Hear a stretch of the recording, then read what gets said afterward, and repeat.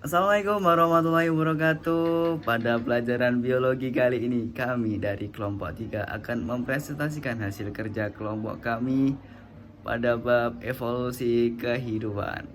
Pada bab ini ada beberapa materi. Yang pertama adalah materi evolusi, yang kedua teori asal-usul kehidupan, ketiga perbandingan evolusi, keempat petunjuk evolusi, kelima mekanisme evolusi, keenam spesiasi. Oke, mari kita bahas bersama-sama pada materi pertama, yaitu evolusi. Evolusi merupakan perubahan struktur tubuh makhluk hidup yang berlangsung secara perlahan-lahan dalam waktu yang sangat lama. Evolusi berasal dari bahasa Latin, yakni evolvo, yang artinya membentang.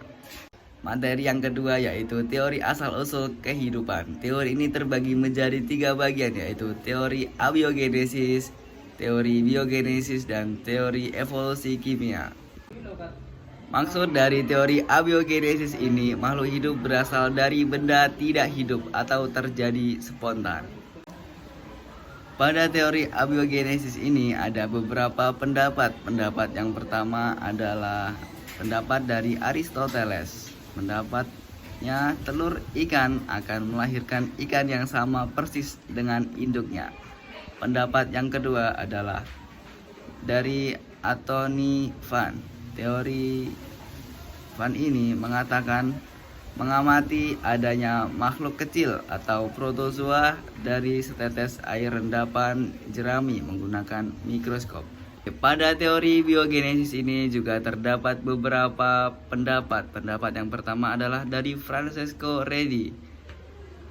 Muncul ulat dalam daging yang disimpan dalam toples terbuka tetapi tidak muncul dalam toples tertutup. Selanjutnya ada pendapat dari Lazzaro Spallanzani. Pendapat ini mengatakan adanya mikroorganisme di tabung terbuka dan tidak ada mikroorganisme pada tabung tertutup. Pendapat dari Louis Pasteur. Pendapat ini mengatakan kehidupan berasal dari telur dan telur berasal dari makhluk hidup. Teori selanjutnya yaitu teori evolusi kimia. Harold Urey mengatakan senyawa-senyawa organik yang terdapat di atmosfer mengalami perubahan sedikit demi sedikit membentuk senyawa organik. Yang ketiga ada perbandingan teori evolusi. Pada materi ini terdapat beberapa teori. Teori yang pertama dari teori John Lamarck. Makhluk hidup sederhana adalah nenek moyang dari makhluk hidup yang sempurna. Makhluk hidup akan senantiasa beradaptasi dan menyesuaikan diri dengan lingkungannya. Organ yang mengalami perubahan akan terus-menerus dipakai dan perkembangannya makin sempurna. Sementara organ yang tidak diperlukan lagi perkembangannya akan menurunkan akhir rudiment. Ini dikenal dengan teori use and abuse. Evolusi organik terjadi karena perubahan-perubahan yang disebabkan oleh pengaruh lingkungan dan dapat diturunkan. Teori selanjutnya ada teori August Weismann. Weismann mengajukan teori hereditaritas atau pewarisan yang berpendapat bahwa evolusi terjadi karena berhubungan dengan pewaris sifat-sifat gen-gen atau evolusi berkaitan dengan seleksi alam terhadap faktor-faktor genetik. Weismann mencontohkan sifat leher panjang dan leher pada jerapah dikendalikan oleh gen. Gen untuk leher panjang bersifat dominan, sedangkan gen untuk leher pendek bersifat resesif. Dan yang terakhir ada teori Charles Darwin, spesies yang hidup sekarang dari spesies yang hidup di masa sebelumnya. Evolusi terjadi melalui seleksi alam. Yang keempat, bentuk atau petunjuk adanya evolusi. Bentuk atau petunjuk adanya evolusi. Yang pertama, variasi makhluk hidup. Perbedaan yang ditimbulkan pada individu dalam satu spesies. Jika lingkungan hidup berbeda, maka menghasilkan keturunan yang berbeda pula. Yang kedua, fosil. Fosil yang ditemukan dalam lapisan bumi dari lapisan tua sampai muda menunjukkan adanya perubahan secara berangsur-angsur. Yang ketiga, homologi dan analogi organ tubuh. Homologi adalah organ makhluk hidup yang mempunyai bentuk asal yang sama. kemudian strukturnya berubah sehingga berfungsi berbeda. Analogi adalah organ tubuh yang memiliki fungsi sama tetapi bentuk asalnya berbeda.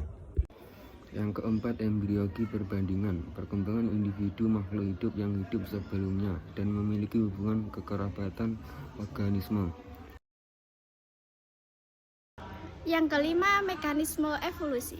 Seleksi alam menyatakan bahwa makhluk hidup yang lebih mampu menyesuaikan diri atau beradaptasi dengan kondisi alam, habitatnya akan mendominasi dengan cara memiliki keturunan yang mampu bertahan hidup. Para ahli biologi mendefinisikan seleksi alam sebagai mekanisme yang menjaga agar spesies tidak berubah tanpa menjadi rusak. Upaya agar dapat lolos dalam seleksi alam, setiap makhluk hidup dapat mengalami perubahan baik secara morfologis, fisiologis, dan tingkah laku. Faktor-faktor yang berperan dalam mekanisme evolusi. Yang pertama, mutasi, yang kedua, genetic drift, yang ketiga, aliran gen, yang keempat, rekombinasi seksual, dan yang kelima, seleksi alam dan adaptasi. Dan yang terakhir ada spesiasi. Spesiasi dibagi menjadi 3 jenis, yaitu spesiasi alopatrik, spesiasi simpatrik, dan yang terakhir spesiasi peripatrik. Spesiasi alopatrik terjadi ketika populasi terrealisasi secara geografis. Isolasi ini dapat terjadi karena adanya penghalang fisik seperti pegunungan, sungai, dan lautan. Yang kedua, spesiasi simpatrik terjadi ketika populasi terbagi menjadi 2 spesies baru tanpa ada isolasi geografis yang jelas. Biasanya ini terjadi karena perbedaan pola makan, profesi habitat, atau perilaku reproduksi. Dan yang terakhir, spesiasi paripatrik. Spesies ini terjadi ketika sekelompok individu dari satu populasi terrealisasi dan membentuk populasi baru di habitat yang terrealisasi.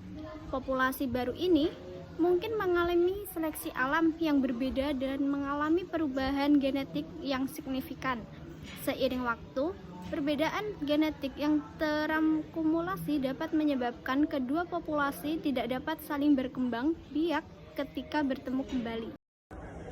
Itu tadi presentasi dari kami. Apabila ada kurang lebihnya kami mohon maaf. Semoga bermanfaat. Wassalamualaikum warahmatullahi wabarakatuh.